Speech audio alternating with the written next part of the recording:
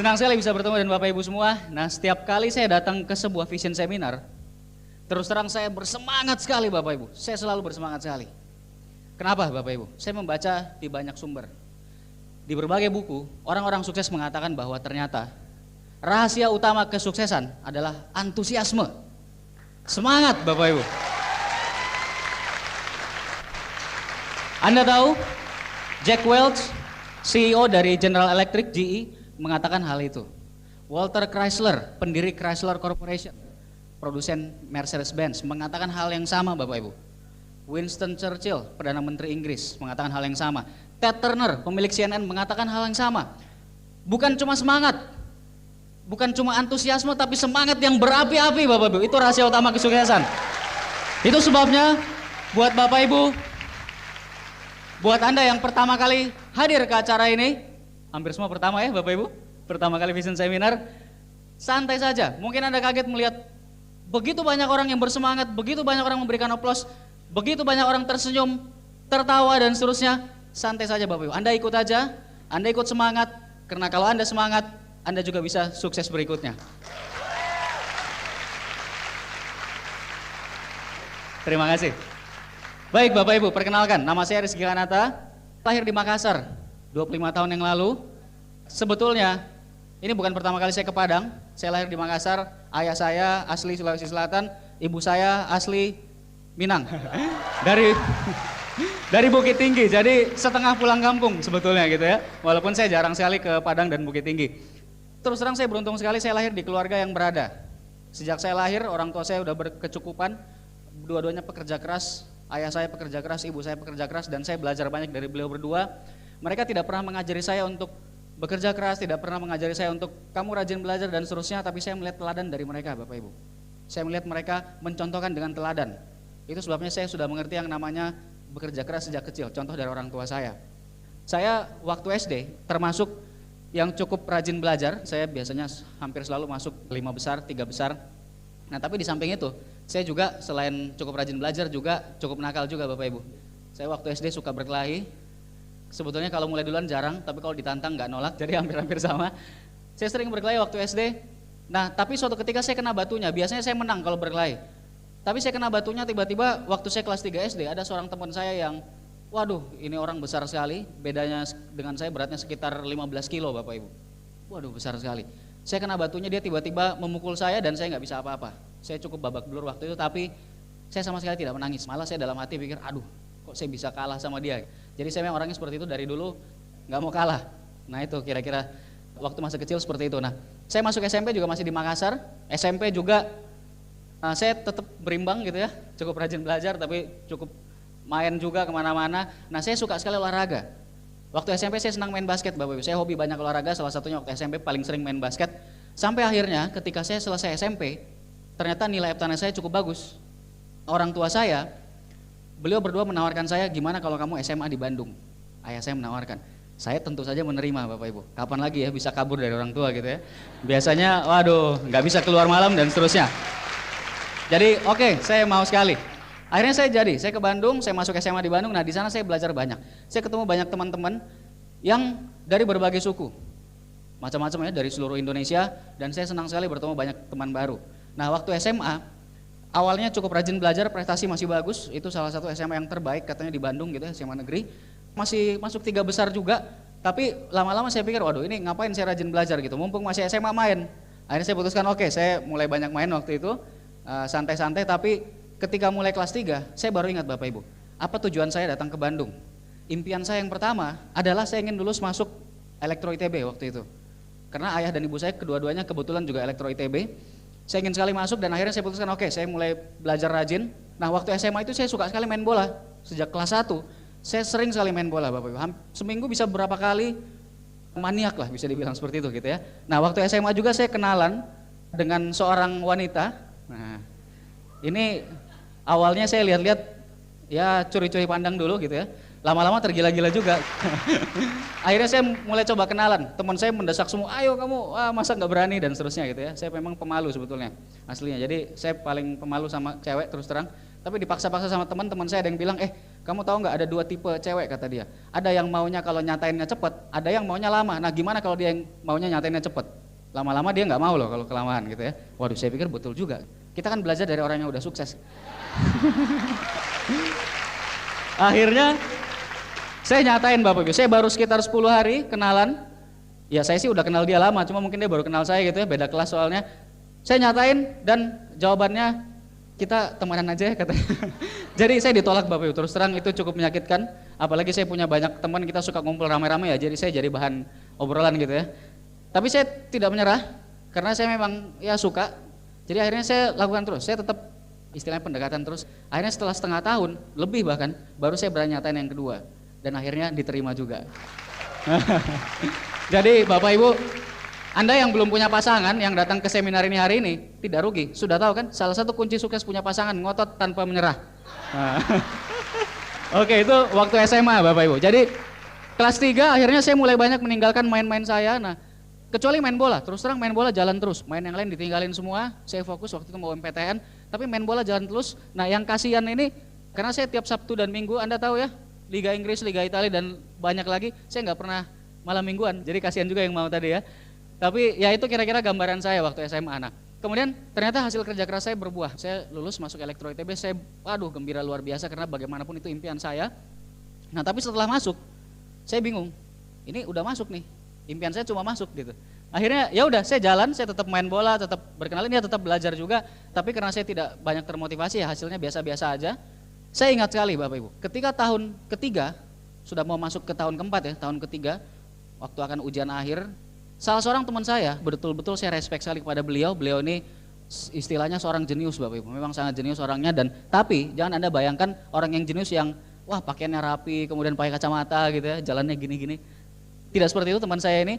Beliau ini jenius, dibilang master di jurusan kita. Anda bisa bayangkan ya, Elektro ITB master itu kayak apa kira-kira. Teman saya suka sekali dekat-dekat dengan beliau, apalagi kalau ujian. Kalau ngerjain tugas saya pasti ke tempatnya dan seterusnya. Satu ketika, akhir tahun ketiga, beliau datang ke kosan saya, ke tempat saya. Jarang sekali loh Bapak Ibu beliau datang, biasanya kan saya yang ke tempat beliau. Saya yang minta gitu ya, minta contekan dan seterusnya. Nah, kali ini beliau datang, saya sebenarnya sudah heran. Beliau telepon dulu, "Ki, kamu lagi di kosan ya?" "Iya." "Gua ke sana ya," katanya. "Oh gitu, ya udah kesini aja." Datang, pas datang beliau bilang, "Ki, ini gue lagi jalanin bisnis, ada bisnis bagus sekali. Nah cuma kayaknya bagus kalau kamu pelajari dulu lah, ada buku yang bagus banget, judulnya The Cash Flow Quadrant," kata dia, "kamu baca deh." Orang ini memang luar biasa sekali Bapak Ibu. Karena pintarnya mempromosikan, saya akhirnya jadi cari sendiri bukunya. Biasanya kan kita minjemin ya, ini luar biasanya saya disuruh beli sendiri gitu.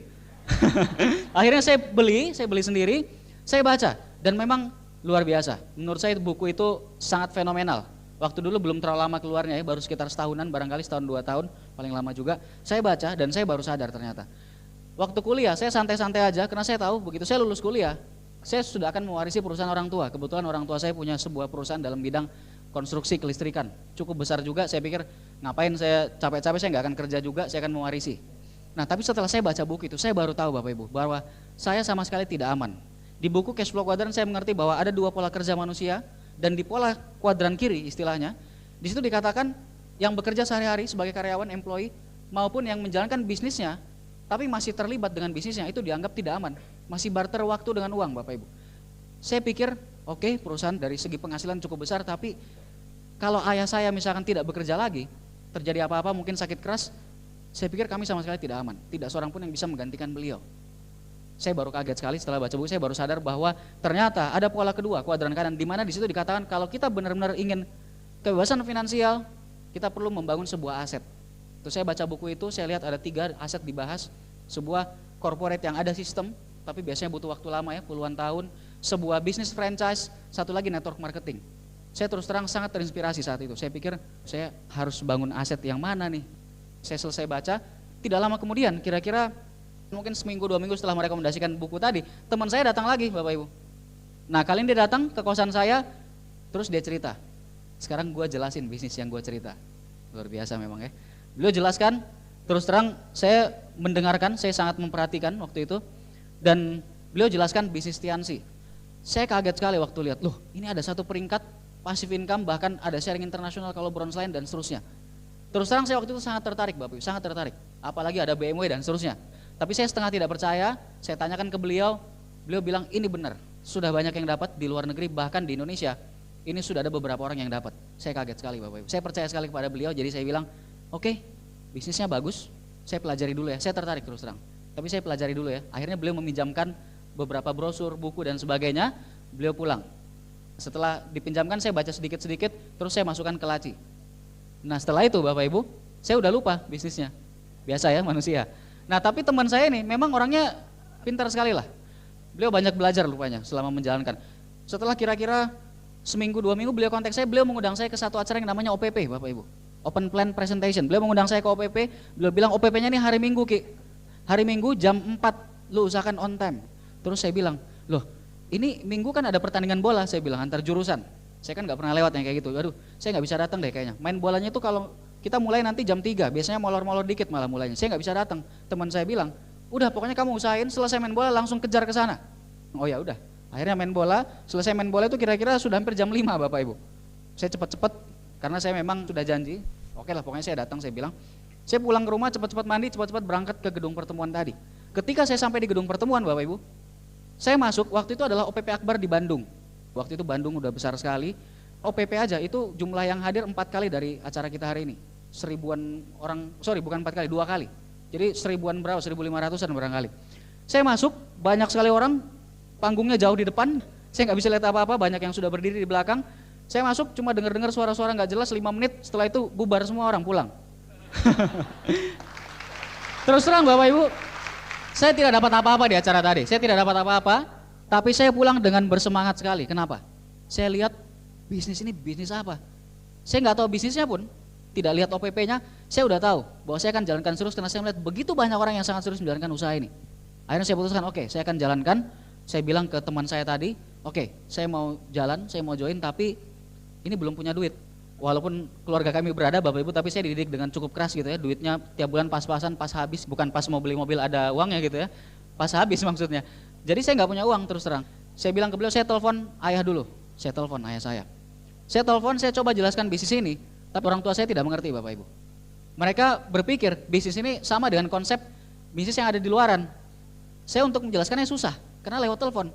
Saya menelpon ke Makassar gitu ya. Akhirnya ayah saya bilang, ayah saya cuma ketawa, oh udahlah kamu nggak usah pikirin itu, kamu kuliah aja terus. Akhirnya saya tutup teleponnya, selesai. Tapi saya ngotot, udah tahu ya, saya ngotot, besoknya saya telepon lagi. Masih nggak boleh, besoknya saya telepon lagi. Ketika saya menelpon ketiga kali, saya dimarahi habis-habisan. Dan terus terang, ini sekarang bisa ketawa-ketawa, dulu saya benar-benar dimarahin. Saya sekitar 45 menit ditelepon interlokal dari Makassar cuma buat dimarahi Bapak Ibu. Waktu itu saya cukup shock juga, ibu saya malah sampai mengatakan, kamu ini udah dibesarkan, dikirim jauh-jauh, nggak mau dengerin orang tua. Itu cukup shock buat saya. Nah akhirnya saya putuskan, oke, saya tidak akan kontak lagi.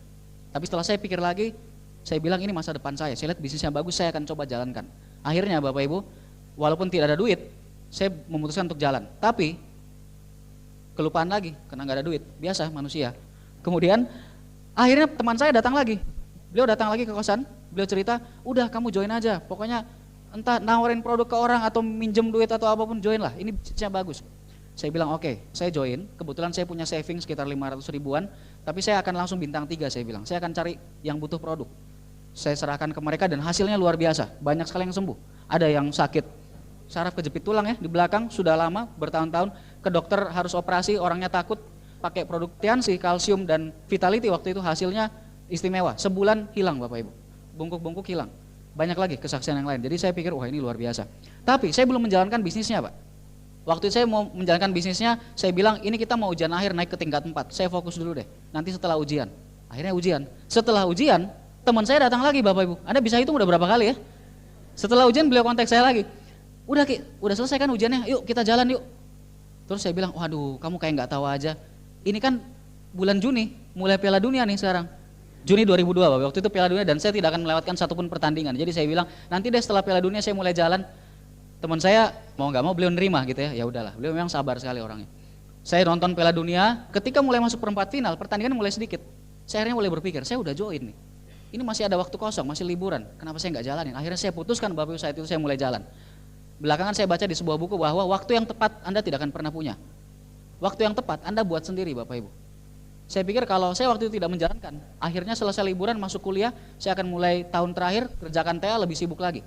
Kalau saya nunggu selesai TA, saya lulus, saya akan cari pekerjaan. Masuk pekerjaan kan biasanya sibuk dulu gitu ya.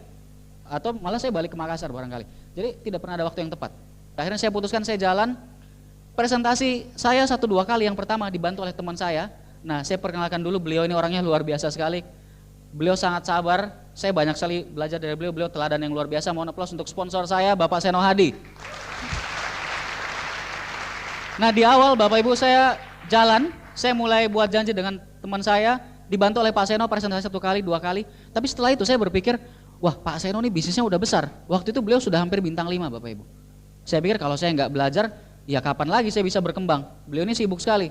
Akhirnya saya putuskan, oke, saya akan coba sendiri. Saya putuskan, saya mulai presentasi. Nah, presentasi yang saya yang pertama Bapak Ibu, karena saya nggak konsultasi dulu, saya langsung presentasinya home meeting. Langsung beberapa orang, 4 orang sekaligus. Dan Anda bisa tebak hasilnya, saya belum pernah melatih presentasi sebelumnya, langsung 4 orang, 3,5 jam. Dan Anda bisa tebak 3,5 jam itu kenapa? Karena debat-debatan. Teman-teman saya jelaskan, sebetulnya ada yang positif, cuma karena secara umum ada beberapa yang negatif, akhirnya semuanya negatif Bapak Ibu. Saya presentasi, menjelaskan bonus perkembangan, itu saya nggak tahu angkanya, saya cuma tahu 37% kali 500.000, saya hitung pakai kalkulator. Tapi karena saya maksain aja gitu, hasilnya negatif. Teman saya dari beberapa orang, 4 orang itu ada yang bilangnya, aduh kita kan udah sekolah tinggi-tinggi ngapain ngerjain bisnis kayak gini, ini kan nggak perlu sekolah. Luar biasa ya. Kemudian ada juga 1 orang yang bilang begini Bapak Ibu, waduh ini gue udah mau ke Freeport nih, beliau udah mau TA, beliau jurusannya berbeda tapi sama-sama di kampus, beliau mau TA, gue mau TA di Freeport di ujung sana, gue nggak mau mikirin. Yang satu lagi, ini sebetulnya orangnya positif, dulu sempat sekosan sama saya waktu SMA. Nah cuma ini beliaunya orangnya sukanya main gitu ya, wah naik gunung kemana-mana nggak jelas gitu. Beliau sebetulnya positif tapi karena yang lain negatif. Oh ya, yang satu lagi akan ke Kalimantan, jadi nggak mikirin juga. Karena yang lain negatif, akhirnya ya ikut biasa-biasa aja gitu.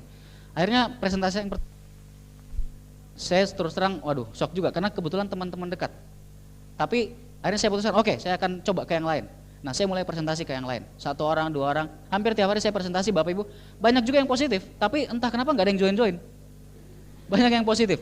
Akhirnya rekan saya tadi, Pak Seno, sponsor saya, beliau mengatakan pada saya, Ki, ini ada acara namanya NDT, ini trainingnya sebulan sekali, kamu datang deh, kamu kan pas join waktu itu NDT-nya udah lewat, kamu datang, ini penting sekali. Saya ikut aja Bapak Ibu, saya datang. Nah di sana saya baru mengerti, ternyata selama saya menjalankan beberapa minggu usaha ini, saya melakukannya dengan salah. Di NDT saya diajarkan bahwa yang pertama, kita harus punya impian. Akhirnya saya cari impian saya, apa sih yang saya inginkan dari usaha ini? Saya tentukan impian saya. Nah setelah itu, kita harus buat daftar nama. Nah saya belum pernah buat daftar nama Bapak Ibu, itu sebabnya ketika saya baru presentasi ke 10-15 orang, saya udah nggak tahu lagi siapa yang harus saya presentasi.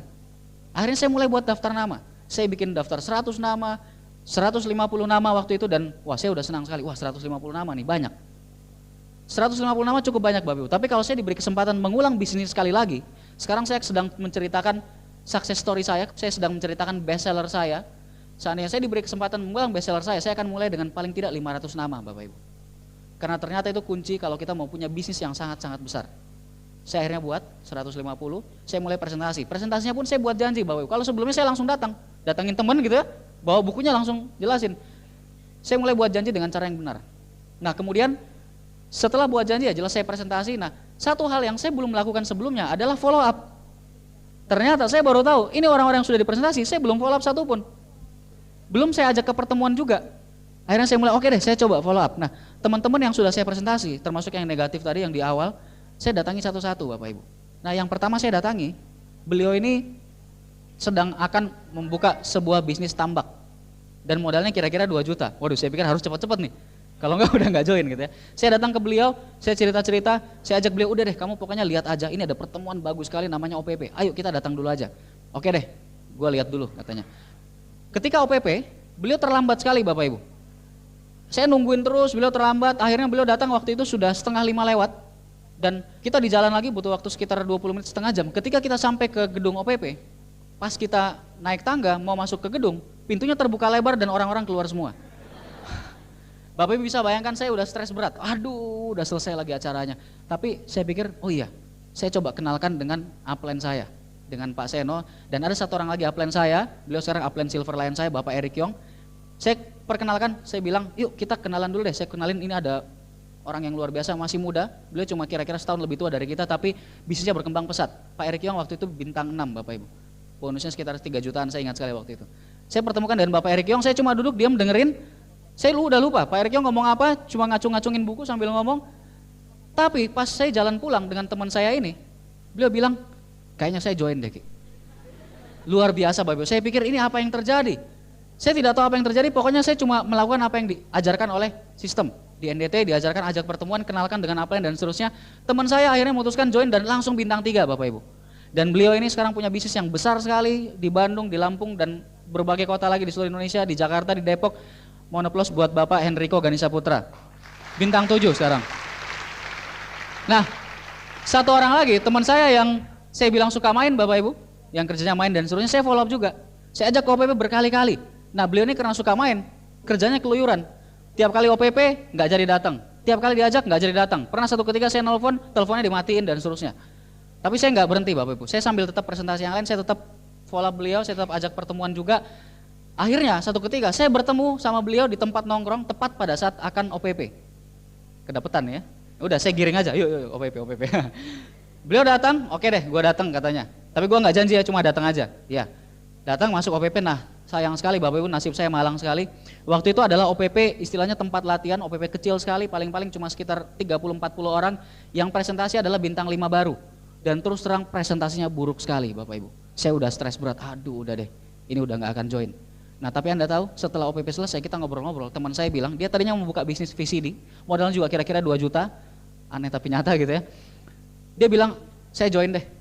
Wah saya kaget, belakangan saya tahu Bapak Ibu, kenapa beliau join, beliau bilang, itu yang bintang 5 di depan bicara aja, itu saya bisa lebih bagus ngomong dari dia, saya pasti lebih bisa. Luar biasa Bapak Ibu. Dan beliau sekarang punya bisnis yang sangat besar, masih sangat muda, punya bisnis yang sangat-sangat besar, seorang bintang 8 di antara Bapak Ibu sekarang mungkin juga ada dari grup beliau. Mohon aplaus untuk Bapak Ruli Wahyudi. Nah Bapak Ibu, banyak hambatan yang saya temui, banyak hambatan dan terus terang ada beberapa yang benar-benar membuat saya shock dan hampir berhenti menjalankan usaha ini. Saya terus melakukan presentasi, tentu saja banyak yang menolak Bapak Ibu, tentu saja banyak yang menolak, tapi banyak juga yang mau. Nah satu cerita lagi, saya bertemu dengan seorang teman, beliau ini teman SMA, kuliahnya udah beda, jurusannya beda. Mereka masih pacaran waktu itu, ini berdua, ada 2 orang. Tahu-tahu suatu ketika, beliau berdua datang ke saya, pas ketemu, beliau ngomong, Ki, kamu katanya lagi jalanin bisnis jaringan ya? Saya bilang iya, tahu dari mana? Oh dari anak-anak tuh ada yang bilang dan seterusnya. Jelasin ke kita dong. Oke, akhirnya saya jelasin. Saya cerita, saya jelaskan waktu itu menjelang maghrib Bapak Ibu. Terus terang tempat itu tidak ada penerangan, jadi dekat-dekat ke akhir itu udah nggak kelihatan. Saya cuma cerita, ngomongnya aja yang kedengeran barangkali. Tapi mereka berdua tertarik. Nah mereka bilang oke, kita tertarik nih. Kalau gitu lu datang OPP. Di situ bagus sekali, nanti jelaskan lebih detail. Nanti kita bisa lihat orang-orang yang udah pengalaman, mereka yang udah sukses berbicara nanti di situ. Kemudian menjelang OPP, saya telepon beliau berdua. Saya ajak datang. Wah mulai nih, diajak datang langsung bilang, waduh lagi sibuk nih minggu ini. Ini lagi mau ujian nih, waduh nggak bisa deh. Terus kemudian saya kontak lagi. Habis itu masih sibuk juga Bapak Ibu. Saya kontak terus, akhirnya satu ketika beliau bilang oke deh kita datang. Kebetulan minggu ini kita berdua bisa datang. Pada hari H Bapak Ibu, sejam sebelum acara saya telepon. Lu jadi datang kan? Ya udah datang on time ya. Iya kita udah mau berangkat kok. Wah saya udah senang sekali Bapak, saya udah gembira sekali. Tapi begitu acara mulai, 1/4 jam, setengah jam, 1 jam, belum datang-datang. Selesai acara, beliau berdua belum datang. Akhirnya saya telepon setelah acara, lu kan katanya mau datang, gimana sih udah ditungguin? Terus beliau bilang, iya kita datang nih, kita masuk ke ruangan. Ternyata Bapak Ibu, beliau datang ke OPP yang salah. OPP grup yang berbeda. Tapi hasilnya setelah itu beliau join Bapak Ibu. Luar biasa, saya banyak sekali mengalami hal-hal yang istilahnya tidak masuk akal. Dan beliau berdua, yang pasangan ini sekarang beliau sudah menikah, bahkan sudah hampir punya anak yang kedua. Bapak Ibu saya yakin banyak dari Anda yang juga grup beliau di sini. Mohon aplaus yang luar biasa untuk Bapak Himawan Santosa dan Ibu Anggina. Bintang 8 Bapak Ibu. Saya mengalami banyak penolakan terus terang, tapi saya orangnya cuek Bapak Ibu. Saya belajar dari Pak Louis Tenden ketika saya baru menjalankan usaha ini beberapa minggu. Ketika itu beliau bicara di Vision Seminar di Bandung. Waktu itu beliau bicara dan satu hal yang saya tangkap dari beliau, satu hal saya tangkap bahwa kunci sukses adalah antusiasme Bapak Ibu. Pak Louis bilang, Anda harus antusias. Kalau Anda antusias, antusiasme Anda akan menular. Itu sebabnya setiap kali saya presentasi, setiap kali saya membahas mengenai bisnis ini, saya sangat antusias. Sampai keluar naganya gitu. Apinya keluar Bapak Ibu. Sampai orang tidak bisa lagi. Saking antusiasnya, orang akan benar-benar tertarik Bapak Ibu. Dan ketika orang tertarik, Anda tinggal mengarahkan untuk datang pertemuan, mendengarkan kaset dan sebagainya. Antusiasme itu penting sekali. Kita bicara mengenai sebuah bisnis yang besar sekali Bapak Ibu. Saya percaya kalau orang tahu informasi yang benar mengenai bisnis ini, orang akan join. Saya percaya sekali itu. Sebabnya saya selalu antusias, saya selalu punya pengharapan yang tinggi. Walaupun seorang tadinya tidak interest, susah buat janji, saya tetap antusias Bapak. Saya tetap presentasi, saya tetap follow up, saya pinjamkan alat bantu, saya pinjamkan VCD, saya ajak lagi datang ke pertemuan. Hanya seperti itu aja. Karena saya tahu kalau orang sudah punya informasi, mereka akan tertarik sekali. Waktu saya mulai menjalankan usaha ini, waktu itu baru ada 13 BMW, masih sedikit ya, belum ada penerima kapal, pesawat dan sebagainya. Tapi saya sangat antusias. Bagaimana dengan Anda semua? Sekarang sudah ada 50 BMW lebih Bapak Ibu, belasan kapal dan pesawat dan 4 rumah mewah untuk Indonesia. Luar biasa saya pikir. Kira-kira kalau rekan Anda tahu bahwa yang punya bisnis ini, pemilik dari Tian's Group, adalah orang nomor 2 terkaya di Cina, kira-kira bagaimana Bapak Ibu? Yang penting antusias menurut saya, informasi, sampaikan informasinya. Itu sebabnya saya tidak peduli. Kalau ada yang menolak, saya jalan terus. Orang yang ke-20 yang menolak Bapak Ibu, itu berbeda dengan yang ke-21. Mereka nggak pernah janjian untuk tidak join gitu. Yang ke-21 berbeda Bapak Ibu, orang ke-22 berbeda lagi, jadi jalan aja terus. Itu yang saya pelajari dari usaha ini. Usaha ini sebetulnya mirip dengan dunia sehari-hari. Tidak semua akan jadi insinyur elektro seperti saya, tidak semua orang akan jadi insinyur misalkan sipil, tidak semua orang akan jadi dokter, tidak semua orang akan jadi pengusaha. Lakukan aja, kalau ada yang menolak ya memang mungkin seperti itu. Simple sekali. Saya akhirnya mulai melakukan. Saya menjalankan usaha ini, saya sampai bintang 5 waktu itu masih di Bandung. Saya belum mulai keluar kota sampai saya bintang 5. Ketika saya akan masuk ke bintang 6, saya sudah mulai harus keluar kota. Saya mulai mengembangkan bisnis saya ke Jakarta, ke Depok, ke Bogor, dan beberapa kota yang dekat. Nah, pada saat bintang 6 saya dapat satu masalah yang cukup besar. Waktu itu, ibu saya kebetulan berkunjung ke Bandung. Sampai detik itu, orang tua saya belum tahu saya menjalankan usaha ini. Ibu saya datang. Kalau ibu datang ya tentu saya harus menemani gitu ya, dan saya tidak punya waktu untuk menemani. Saya presentasi, datang pertemuan dan kemana-mana. Akhirnya saya terpaksa mengaku kepada ibu saya. Saya mengaku bahwa saya menjalankan usaha ini, saya presentasi kepada ibu saya, dan seperti yang saya bilang Bapak Ibu, kalau informasinya sampai dengan benar, orang akan percaya, dan ibu saya menerima.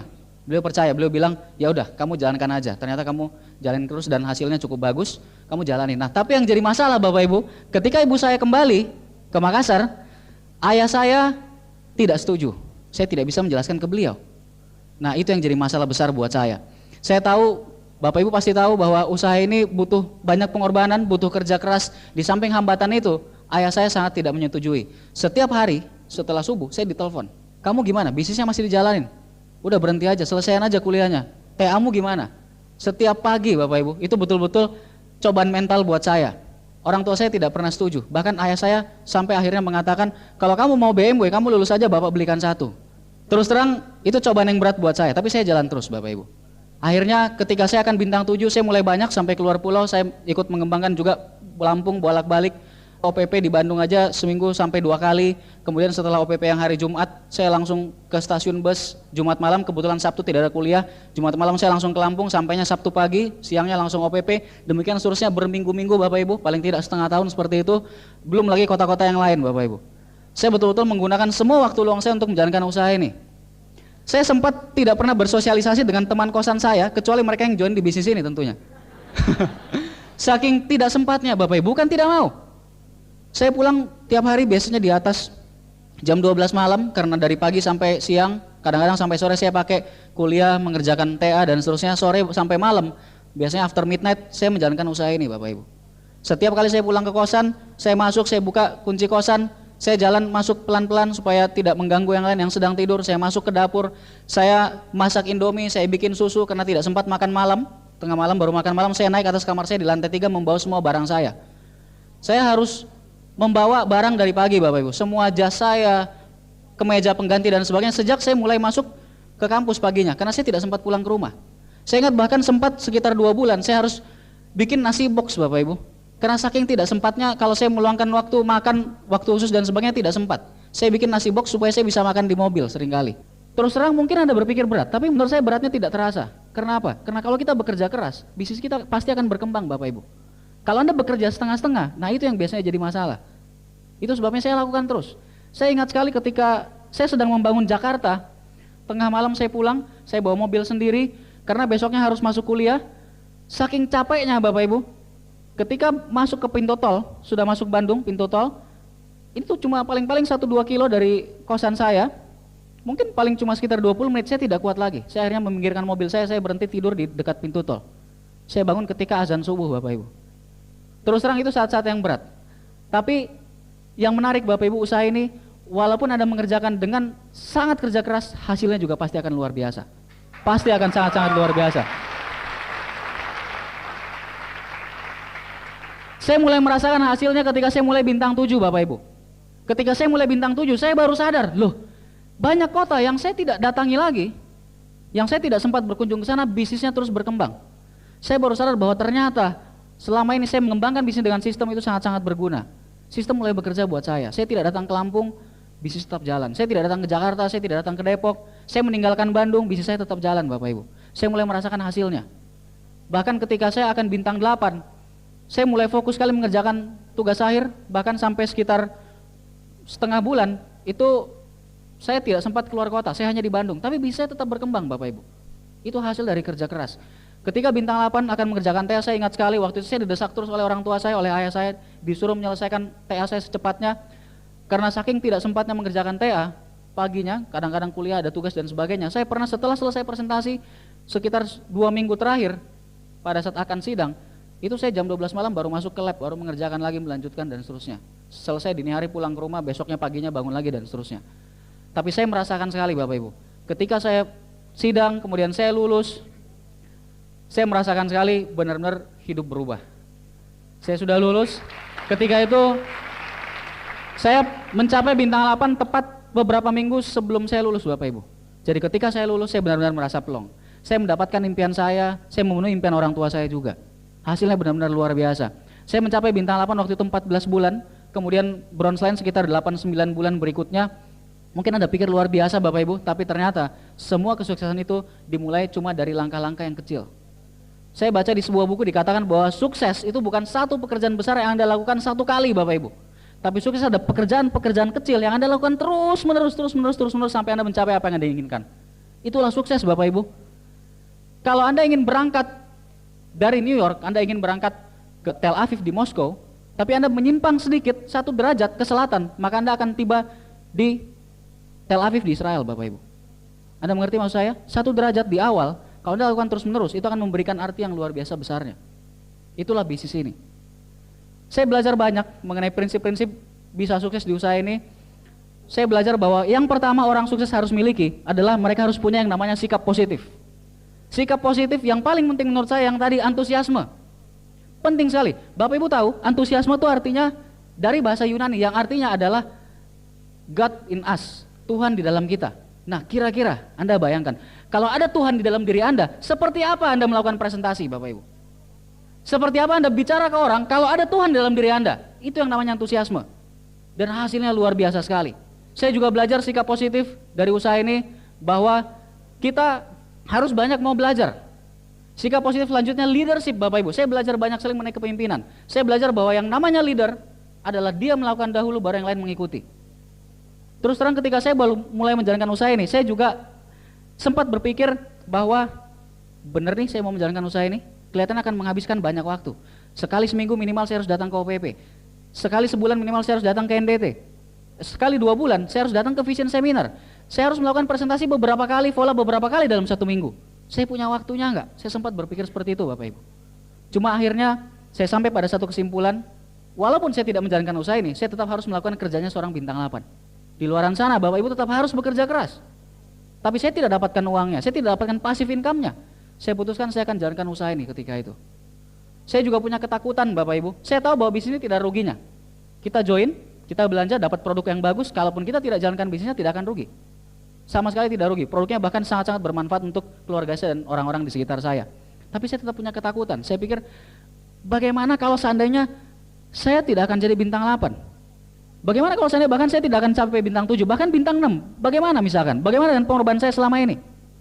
Tapi kemudian saya membaca sebuah buku Bapak Ibu, Berpikir dan Ujian Besar, dan di buku itu dikatakan bahwa kalau Anda berpikir bisa, maka Anda pasti bisa.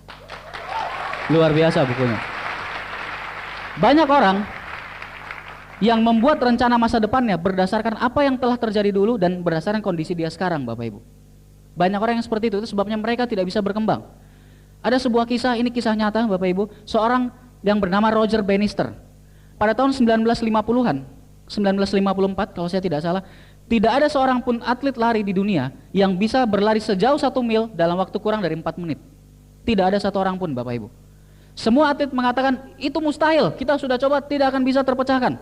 Bahkan sains Bapak Ibu, dokter mengatakan bahwa struktur tubuh manusia, struktur syarafnya, struktur tulangnya, struktur ototnya, kapasitas paru-parunya itu tidak bisa membuat seorang manusia bisa berlari 1 mil dalam waktu kurang dari 4 menit. Dokter mengatakan seperti itu, sains mengatakan seperti itu.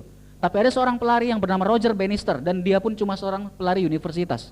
Dia percaya bahwa dia bisa, dan dia terus berlatih terus, dan akhirnya Bapak Ibu, benar sekali Roger Bannister bisa memecahkan rekor itu. Nah, kira-kira kalau Anda adalah seorang Roger Bannister, ketika sains mengatakan tidak bisa, apakah Anda akan melakukannya terus? Bisnis ini sudah begitu banyak orang yang sukses, kenapa Anda masih berpikir bahwa Anda tidak bisa Bapak Ibu? Mudah sekali, tinggal ikuti sistem, mudah sekali. Bapak Ibu, terus terang, saya melihat Padang punya potensi yang sangat besar. Saya nggak sabar akan ke Padang, hati-hati Bapak Ibu. Anda memiliki potensi yang sangat-sangat besar. Jadi rahasianya apa? Jangan melihat ke belakang, jangan melihat kondisi Anda sekarang, tapi cukup buat keputusannya, tentukan apa yang Anda inginkan, dan saya yakin Anda pasti akan berhasil. Dan satu hal yang luar biasa Bapak Ibu, satu hal yang luar biasa sekali, dari cerita tadi, setelah Roger Bannister memecahkan rekor tadi, dalam 2 tahun setelah terpecahkan, ada 125 pelari yang bisa memecahkan rekor tadi. Luar biasa. Kenapa? Karena Roger Bannister telah melakukannya. Bapak Ibu, yang kedua, saya belajar bahwa kalau kita ingin sukses, kita harus bisa melihat peluang di balik suatu masalah, bukan masalah di balik peluang. Banyak orang yang cuma melihat masalahnya, mereka tidak melihat peluangnya. Banyak orang yang peluangnya sudah luar biasa bagus, yang dilihat masalahnya Bapak Ibu. Gimana kalau gini, gimana kalau gitu, dan seterusnya. Ada satu kalimat yang bagus dari Pak Suprato, penerima BMW dari Jakarta. Beliau mengatakan, orang sukses adalah orang yang selalu punya kelebihan satu cara, dan orang gagal adalah orang yang selalu punya kelebihan satu alasan. Bedanya cuma sedikit. Orang sukses adalah orang yang selalu berpikir ke hasil, result oriented. Saya belajar bahwa sukses is journey. Sukses adalah sebuah perjalanan. Sukses adalah sebuah proses Bapak Ibu. Di usaha ini saya tidak mengenal lagi kata gagal. Saya tidak mengenal lagi kata gagal. Kalau saya jatuh, saya akan bangun lagi. Usaha ini tidak akan konflik dengan pekerjaan Anda, tidak akan konflik dengan kuliah Anda, kalau Anda menjalankan dengan sistem Bapak Ibu. Kalau sampai konflik, berarti mungkin Anda belum menjalankan dengan sistem yang benar. Banyak sekali rekan kita yang bisa membuktikan.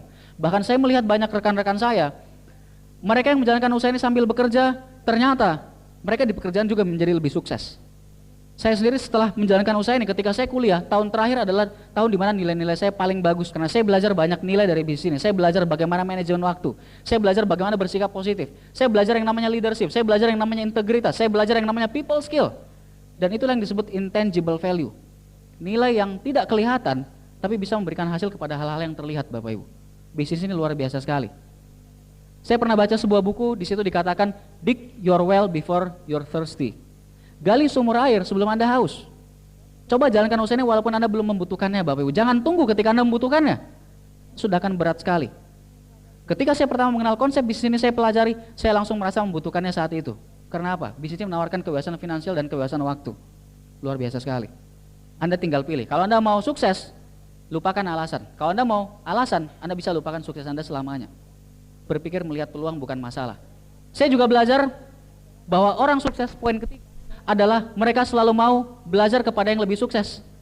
Ini penting sekali. Pertama kali saya melihat bahwa ketika ada seorang pemenang, tidak ada yang kalah, itu di bisnis ini Bapak Ibu. Sejak kecil saya melihat setiap pertandingan olahraga, setiap kali ada yang berprestasi pasti ada yang nomor 1, ada yang nomor sekian. Ada yang menang, ada yang kalah. Dimanapun Bapak Ibu, ketika ada yang menang, pertandingan olahraga atau di sebuah prestasi, katakanlah ranking di sekolah, ada yang kalah. Tapi di usaha ini luar biasa. Di usaha ini semuanya bisa menjadi pemenang, cuma masalah waktu. Menurut Anda kenapa setiap kali ada bintang 6 baru, bintang 7 baru yang naik ke depan, kita begitu bersemangat? Karena justru kita tahu Bapak Ibu, begitu ada yang sukses lagi, kita akan semakin sukses. Itu sebabnya di usaha ini, orang yang sudah sukses mereka benar-benar mengajarkan ilmunya sepenuhnya. Anda tidak akan menemukan hal itu di tempat lain. Kalau Anda di kantor, Anda tidak akan diajari oleh seorang rekan Anda yang sudah lebih sukses benar-benar seutuhnya. Karena apa? Kalau Anda juga sukses, mungkin bisa menggeser posisi dia. Kalau Anda di sebuah usaha konvensional juga sama. Tidak mungkin Anda minta resep sukses kepada pesaing Anda, betul? Di usaha ini terbalik Bapak Ibu. Tapi itu yang membuat kadang-kadang orang tidak menghargai. Istilahnya kalau bahasa Sundanya take it for granted. Kadang-kadang kita pikir upline saya pasti bantu saya. Dia pasti bantu saya supaya dia juga bisa sukses. Kita tidak menghargai. Nah, saya belajar di usaha ini bahwa ini bisnis kita sendiri Bapak Ibu. Anda bisa lebih sukses dari upline Anda. Itu sebabnya saya selalu menghargai setiap kali saya bisa dibantu, setiap kali saya diberi waktu untuk konsultasi. Saya lakukan. Karena saya tahu, tinggal dibalik cara berpikirnya. Kadang-kadang orang berpikir, aduh upline saya kan masih bintang 5, saya santai aja, pasti dibantuin. Kenapa Anda tidak balik? Kalau upline Anda bintang 6, kenapa Anda nggak bintang 7 Bapak Ibu? Kalau upline Anda bintang 7, kenapa Anda nggak bronze lion sekalian? Bisnis kita sendiri. Ada satu cerita yang bagus sekali. Saya pernah mendengarkan ceritanya di sebuah training, kisah mengenai 3 orang sekawan. Mereka ini dari desa, dekat teman permainan sejak kecil. Nah, ketika beranjak dewasa, satu di antara mereka pergi ke kota. Nah, setelah bertahun-tahun, belasan tahun, teman yang dari kota akhirnya pulang. Dan mereka gembira sekali, nostalgia. Teman dekat, akhirnya mereka putuskan, yuk kita main lagi, kita nostalgia. Kita main-main di danau yuk, yang tempat kita main dulu. Oke, besok kita mancing di danau itu. Mereka akhirnya memancing besoknya, di atas perahu, di tengah danau. Ketika hari menjelang siang, satu orang di antara mereka bilang, aduh, gua lapar nih, belum sarapan tadi. Gue pulang dulu ya. Kebetulan di rumah gue ada istri gue tadi masak ayam goreng, gue makan dulu. Yang lain bilang oke. Nah, si orang desa ini dia melangkahkan kakinya keluar perahu dan kemudian ting ting ting ting ting ting ting jalan di atas air Bapak Ibu. Cikung, ginkang, ilmu meringankan tubuh. Teman yang dari kota melongo, hah? Ini apa yang terjadi dengan teman saya, kata dia. Dia kaget sekali. Tidak lama kemudian yang tadi balik lagi, ting ting ting ting ting ting ting, naik ke atas perahu, mancing lagi. Nah, ketika siang, teman yang satunya yang dari desa juga bilang, aduh gua lapar nih. Boleh nggak gua ke rumah lu minta ayam goreng sama istri lu? Ya udah, langsung aja ke sana kan udah kenal. Oke, temannya melangkahkan kaki keluar perahu, kemudian das das das das das das. Lebih cepat lagi Bapak Ibu, ginkang lagi sampai ujung. Teman yang dari kota udah wah, stres berat. Luar biasa dia pikir, ini ilmu sihir teman-teman saya. Nggak lama kemudian temannya balik, des, des, des, naik perahu lagi.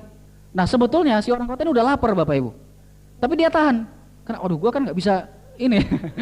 Dia tahan. Akhirnya nggak tahan juga, jebol juga. Ketika menjelang sore, aduh gua kayaknya mau minta makan juga deh ke rumah istri dulu, boleh nggak?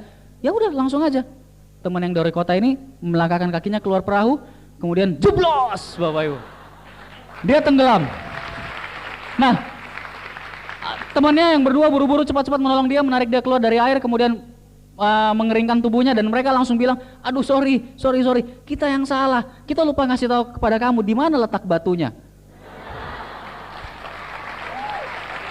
Bapak Ibu, kalau Anda merasa sulit menjalankan usaha ini, masalahnya cuma satu, Anda belum tahu letak batunya. Itu sebabnya kita menjadikan sistem unicorn supaya Anda bisa menjalankan bisnisnya dengan benar. Seringkali banyak orang melihat orang sukses itu luar biasa, ilmu sihir, magic, Pak Louis Tendian begitu hebat dan seterusnya. Anda cuma belum tahu letak batunya Bapak Ibu. Itu sebabnya disediakan satu sistem yang benar-benar bisa membantu Anda mengembangkan bisnis Anda. Di usaha ini saya belajar banyak sekali dari upline saya, Bapak Eric Yong, upline Silverline saya. Sejak pertama saya menjalankan usaha ini, Pak Eric sudah mengatakan, Rizky kalau kamu mau berhasil, dalam 2 tahun ini kamu harus melakukan seperti ini. Dalam 1 bulan ke depan kamu harus melakukan seperti ini. Minggu depan kamu harus melakukan seperti ini. Sehari-harinya kamu harus melakukan seperti ini. Dan saya lakukan Bapak Ibu. Saya tinggal mengikuti pola orang sukses. Sudah ada polanya. Anda berkumpul dengan orang-orang yang lebih sukses supaya Anda bisa mempelajari kebiasaannya. Kebiasaanmu bisa membuatmu hancur atau membuatmu menjadi sukses. Itu saya baca di sebuah buku. Dan di awal kita yang membentuk kebiasaan itu, nantinya kebiasaan akan membentuk kita. Jadi belajarlah dari orang yang sudah lebih sukses. Itu prinsip yang ketiga. Kemudian Bapak Ibu yang keempat, nah ini terus terang yang berat sekali. Anda yakin mau mendengarnya? Yang keempat adalah orang sukses butuh pengorbanan. Ini yang paling berat. Dan terus terang dari semua pengorbanan yang paling berat adalah ego. Seringkali ironi kehidupan, ketika kita menginginkan penghasilan, kita seringkali harus mengorbankan dulu. Ketika Anda menginginkan waktu yang banyak, seringkali Anda harus mengorbankan lagi waktu luang Anda yang tinggal sedikit. Itu ironinya Bapak Ibu, tapi nantinya akan datang terus-terus lebih banyak. Itu saya dapatkan dari usaha ini. Pengorbanan paling besar adalah ego.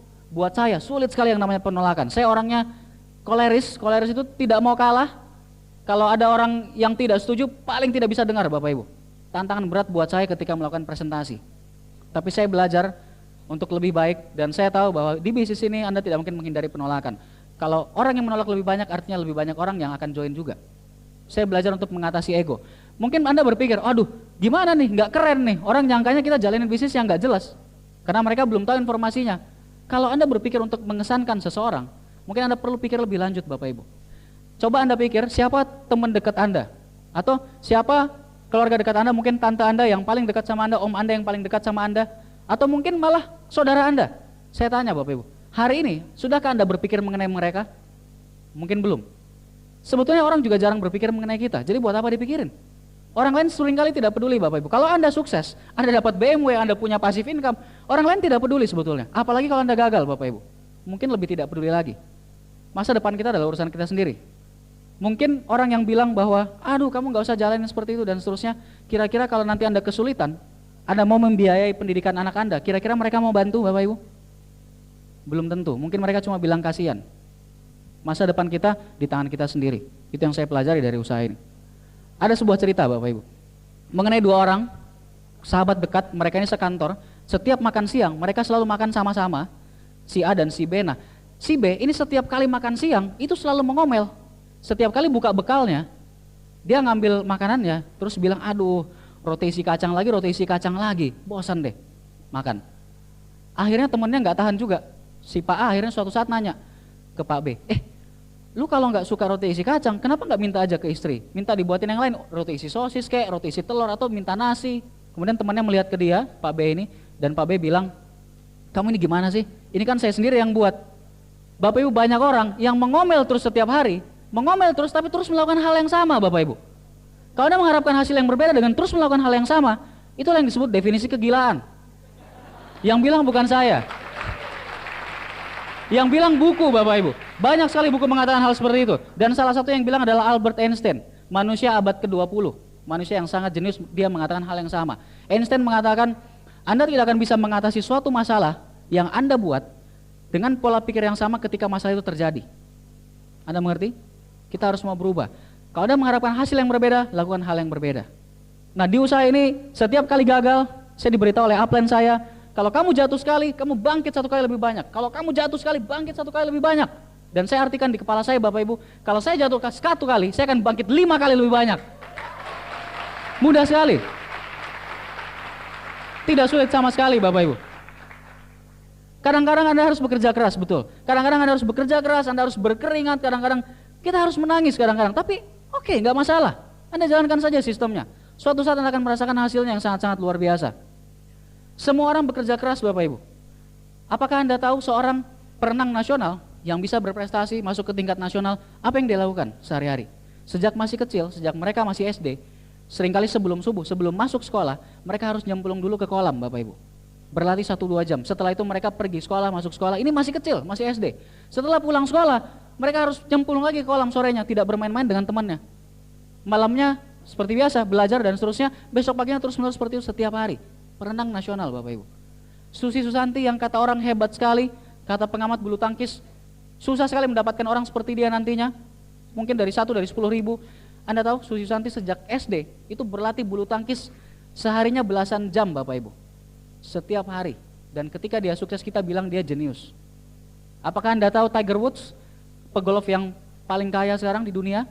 Tiger Woods itu sehari latihannya 1000 bola Bapak Ibu. Ketika dia sudah capek memukul, dia berhenti sejenak, kemudian dia melanjutkan lagi 1000 bola. Anda tahu Saraset, seorang pebiola terkenal abad lalu, dikatakan jenius oleh semua pengamat musik, dikatakan luar biasa. Tapi dia mengatakan begini, saya berlatih 14 jam sehari selama 37 tahun, dan ketika saya di posisi ini orang mengatakan saya jenius. Edison menemukan banyak sekali hak paten, sampai 1000 lebih hak paten, kita satu pun enggak, sangat luar biasa. Orang mengatakan dia jenius. Edison pun mengatakan bahwa yang namanya sukses itu adalah 1% bakat dan 99% kerja keras. Semuanya kerja keras Bapak Ibu. Semuanya kerja keras. Saya pernah baca juga cerita mengenai seorang pegulat olimpiade. Si pegulat olimpiade ini begitu dikagumi, ketika dia menjelang pensiun dia ditanya oleh reporter nanya, wartawan nanya ke dia, selama Anda menggeluti bidang ini, apa hal yang paling Anda tunggu-tunggu, yang paling mengesankan, yang paling Anda inginkan? Sang pegulat bilang begini, yang paling saya tunggu-tunggu adalah hari ketika latihan ditiadakan. Bapak Ibu mengerti maksudnya? Semua orang sukses tahu bahwa pengorbanan itu perlu sekali Bapak Ibu. Pengorbanan itu dibutuhkan. Anda tidak harus suka apa yang Anda lakukan sekarang. Bapak Ibu pikir saya senang bicara di depan Bapak Ibu sekarang? Bapak Ibu pikir, apakah Anda senang berada di sini? Mungkin tidak. tapi butuh pengorbanan. Banyak hal yang tidak saya sukai dari usaha ini. Saya paling malas ngomong Bapak Ibu, saya tidak suka bicara. Saya tidak suka kenalan dengan orang baru. Dulu kalau Anda tahu, setiap kali berkumpul dengan teman, saya mungkin yang paling sedikit berbicara. Saya lebih banyak mendengarkan Bapak Ibu. Tapi di usaha ini saya tahu itu perlu, saya belajar untuk melakukannya lebih baik, dan lebih baik lagi Bapak Ibu. Sukses butuh pengorbanan bagaimanapun juga. Kalau Anda mau sukses, Anda perlu mengorbankan sesuatu. Yang kelima, untuk sukses kita perlu impian yang sangat kuat. Saya melihat orang-orang yang sukses, Pak Louis Tendean, Bapak Trisulo, Bapak Naga Sugara, dan seterusnya. Beliau itu punya impian yang sangat kuat. Anda pernah mendengarkan istilah mountain mover? Orang yang bisa menggerakkan gunung, Bapak Ibu? Menurut saya, impiannya Pak Louis bukan menggerakkan gunung lagi, tapi menghancurkan gunung. Beliau punya impian yang kuat sekali. Itu salah satu kunci kalau kita mau sukses. Kalau Anda berpikir bahwa di bisnis ini Anda bisa mendapatkan 500.000, 1 juta sebulan, mungkin itu yang Anda dapatkan. Tapi kalau Anda pikir bahwa Anda bisa mendapatkan puluhan juta, ratusan juta, Anda juga bisa mendapatkan itu di usaha ini. Saya belajar untuk tidak menawar, karena saya tidak ingin impian saya ditawar. Anda ingin impian Anda ditawar, Bapak Ibu? Jangan menawar, lakukan saja kerjanya, mudah sekali. Gold Lion, Diamond, Freedom, itu adalah sebuah kebebasan dan sangat mahal harganya, sangat mahal. Sangat mahal, Bapak Ibu. Tapi terus terang di usaha ini kita membayarnya sangat-sangat murah. Bayangkan kalau Bapak Ibu, 1 tahun lagi, Anda punya penghasilan 2 kali dari penghasilan Anda saat ini. Apakah Anda mau menjalankan usaha ini? Bagaimana kalau 1 tahun lagi penghasilan Anda sama dengan penghasilan Anda saat ini, tapi Anda tidak perlu masuk kerja? Apakah Anda mau menjalankan usaha ini? Bagaimana kalau penghasilan Anda nanti 1 tahun lagi 5 kali lebih banyak dari penghasilan Anda saat ini? Bagaimana kalau 10 kali lebih banyak? Bagaimana kalau 100 kali lebih banyak, Bapak Ibu? Apakah tidak berharga untuk dijalankan? Sangat berharga, Bapak Ibu. Bayangkan kalau nanti 1-2 tahun ke depan, setiap kali Anda jalan-jalan kemanapun, ke mall, Anda bisa membeli barang yang Anda sukai. Ketika istri Anda, anak Anda ingin sesuatu, Anda bisa belikan buat mereka. Bayangkan kalau nanti 2 tahun lagi, setiap kali Anda ingin pergi ke suatu tempat, Anda tidak perlu minta izin ke bos Anda, Bapak Ibu. Anda bisa pergi kemanapun, Anda tidak perlu pikirkan bisnis konvensional Anda, tidak perlu mikirin utang ke perusahaan, ke bank, dan sebagainya. Bayangkan. Bayangkan kalau 2 tahun lagi, Anda bisa kemanapun, jalan-jalan, kapanpun Anda mau dengan orang-orang yang Anda cintai. Bisnis ini berharga sekali, terus terang, sangat-sangat berharga. Saya mendapatkan yang namanya kebebasan waktu, kebebasan finansial, dan satu lagi kebebasan pikiran, Bu. Saya tidak perlu khawatir, kalau saya tidak ingin bekerja besok, saya tinggal nangkring di rumah, saya bisa jalan-jalan. Saya tidak pusing dengan urusan utang, saya tidak perlu berurusan dengan bank, memikirkan perusahaan saya kalau punya utang dan seterusnya. Kebebasan pikiran itu mahal sekali, Bapak Ibu. Ada sebuah cerita, ini juga kisah nyata, dan cerita ini luar biasa sekali menurut saya. Cerita ini diambil waktu sebuah maraton di New York. Waktu itu diikuti oleh ribuan orang tahun 1986. Kisah nyata. Ketika itu ada 3 orang yang sangat disorot oleh publik. Yang pertama, seorang yang bernama Gianni Poli. Gianni Poli seorang berkebangsaan Itali. Dia mampu menyelesaikan maraton tadi dalam waktu 2 jam lebih sedikit. Dan dia keluar sebagai juara 1. Orang kedua yang disorot adalah seorang yang bernama Eric Shore. Eric Shore menyelesaikan maraton tadi dalam waktu 12 jam lebih. 5 kali lebih lama, 6 kali lebih lama daripada Gianni Poli. Tapi Eric Shore adalah seorang penderita penyakit poliomyositis. Sebuah penyakit yang kalau Anda menggerakkan tubuh sedikit saja, itu akan sangat sakit. Susah sekali bergerak seperti seorang bayi. Tapi Eric Shore mampu melakukan maraton tadi. Menurut Bapak Ibu, siapa di antara mereka berdua yang punya komitmen lebih kuat? Menurut saya Bapak Ibu dua-duanya. Karena mereka bisa mendapatkan impian mereka dengan kondisi apapun yang mereka miliki. Tapi ada satu orang lagi, ini orang yang ketiga, dan menurut saya yang ketiga ini adalah seorang inspirator yang luar biasa sekali. Yang ketiga ini bernama Bob Whelan. Bob Whelan mampu melakukan maraton sejauh 42 km dan dia tidak punya kaki, Bapak Ibu. Bayangkan Bapak Ibu, kita yang punya kaki saja tidak bisa lari sejauh 42 km dan dia mampu melakukannya dan dia tidak punya kaki. Lalu bagaimana dia melakukannya, Bapak Ibu? Setiap kali Bob akan maju, dia bertumpu pada kedua tangannya, dia menegakkan tubuhnya tinggi-tinggi, melemparkan tubuhnya jauh-jauh ke depan, mendarat pada kedua tangannya, menegakkan tubuhnya tinggi-tinggi lagi, melemparkan tubuhnya jauh-jauh ke depan, demikian seterusnya Bapak Ibu. Demikian seterusnya. Luar biasa sekali. Dan sepanjang perjalanan, ayahnya terus menyemangati di samping Bob. Ayahnya terus mengatakan, ayo Bob, kamu bisa, come on Bob.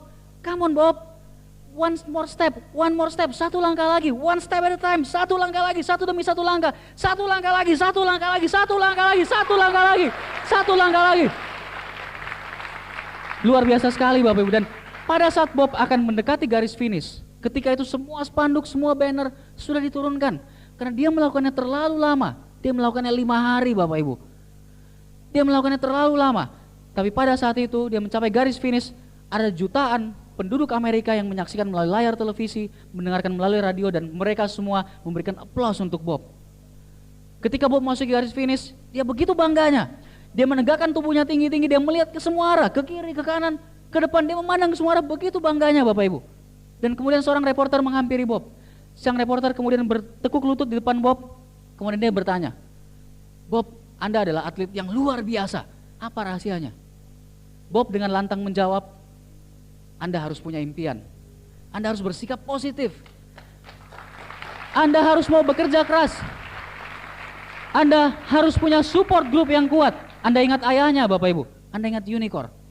Kemudian sang reporter melihat ketika Bob melepaskan sarung tangannya, sarung tangan itu penuh dengan darah. Tangan Bob penuh dengan luka Bapak Ibu, penuh dengan darah. Dan sang reporter bertanya, "Bob, apa yang membuat Anda bisa menahan rasa sakit di tangan Anda sejauh 42 km ini?" Bob kemudian menegakkan tubuhnya, dia menjawab, "Saya tidak pernah merasakan rasa sakit di tangan saya selama saya tidak melepaskan pandangan saya dari garis finish. Saya tidak pernah merasakan rasa sakit di tangan saya selama saya tidak melepaskan pandangan saya dari finish line itu." Bapak Ibu, apapun impian Anda, pastikan impian itu kuat.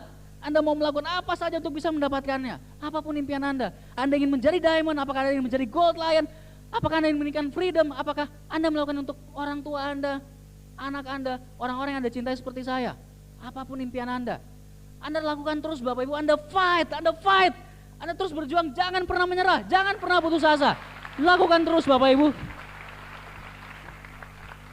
Saya percaya kalau Pak Luis dan Bu Feve bisa menjadi diamond, Anda juga bisa menjadi diamond.